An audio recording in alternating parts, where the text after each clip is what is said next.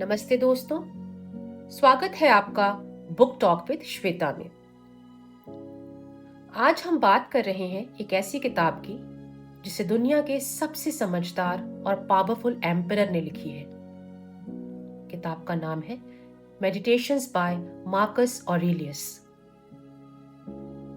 Roman empire के शिखर पर बैठे हुए उन्होंने ये किताब अपने लिए लिखी थी, न दुनिया के लिए न फेम के लिए।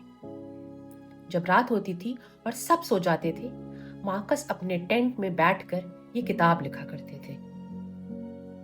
उद्देश्य था कैसे अपने मन को शांत रखा जाए जब दुनिया हिल रही हो। कोई ऑडियंस नहीं, कोई प्रदर्शन नहीं, सिर्फ एक इंसान अपने आप से बात करते हुए। और इसीलिए मेडिटेशंस बाय मार्कस ऑरेलियस आज भी एक माइंड डिटॉक्स लगती है उन सबके लिए जो दुनिया संभालते संभालते खुद से दूर हो जाते हैं। मार्कस ऑरेलियस का जन्म 121 एडी में हुआ था। बचपन से उन्होंने फिलॉसफी सीखी और फिर किस्मत ने उन्हें एम्परर बना दिया।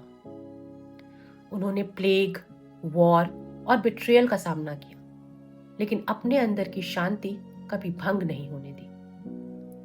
वही शांति लिखी गई है मेडिटेशंस के हर पेज पे।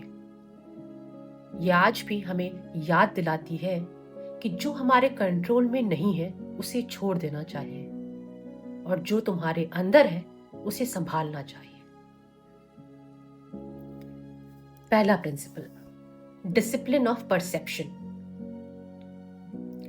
मार्कस कहते थे, it's not things that disturb us but our opinion about things.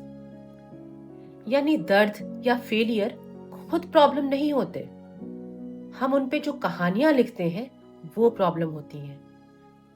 अगर कोई कुछ कह दे तो वो बस एक साउंड है, लेकिन जब हम उसे इंसल्ट बना देते हैं तब दुख होता है।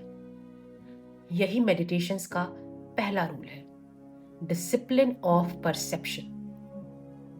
सच को वैसा ही देखिए जैसा वो है, न ज्यादा न कम। जैसे कोडर अपने कोड को डिबग करता है, वैसे ही हमें अपने थॉट्स को डिबग करना चाहिए। दूसरा सूत्र, डिसिप्लिन ऑफ एक्शन। मार्कस कहते थे, सुबह जब उठने में मन न करे तो याद करो, मैं एक इंसान हूं और मुझे अपना कर्तव्य निभाना है। उनके लिए काम एक जिम्मेदारी थी, ना कि डोपामिन का सोर्स। उन्होंने लिखा, जो सही है वो कीजिए, जो सच है वो कहिए, और जो उपयोगी है वो बनिए। कोई दिखावा नहीं, कोई शोर नहीं। आज के दुनिया में जहां सब कुछ परफॉर्मेंस बन गया है, मेडिटेशंस एक साफ हवा की तरह लगती है।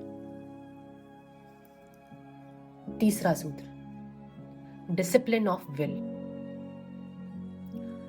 मार्कस लिखते हैं, A blazing fire turns everything thrown into it into light and heat. मतलब जो भी मुश्किलें जिंदगी देती है उन्हें फ्यूल बना दीजिए। ये सरेंडर नहीं है, ये ट्रांसफॉर्मेशन है। उन्होंने दर्द को डिनाई नहीं किया, उसे अर्थ दिया। ये स्टोइज्म का सार है, दुख को ऊर्जा में बदल देने की कला। अगला सूत्र, इम्पर्मानेंस एंड ह्यूमिलिटी। मार्कस हमेशा याद दिलाते थे, सब कुछ नश्वर है। उन्होंने लिखा, अलेक्जेंडर द ग्रेट और उसका म्यूल ड्राइवर दोनों अब मिट्टी में हैं, तो हम किस बात पे घमंड करते हैं?